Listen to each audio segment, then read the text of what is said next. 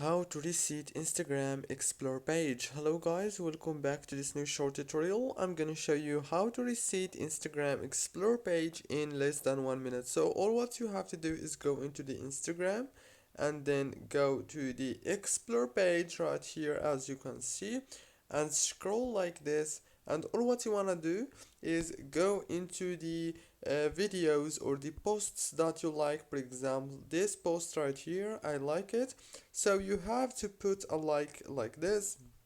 And for the posts that you don't like, for example, let's say that I don't like this one right here, so all what you want to do is go into those three options and click on not interested down here, and that's it. You can repeat the process. After hours the Instagram Explore page is gonna be reseated. Don't forget to like, subscribe, and thank you very much for watching this tutorial.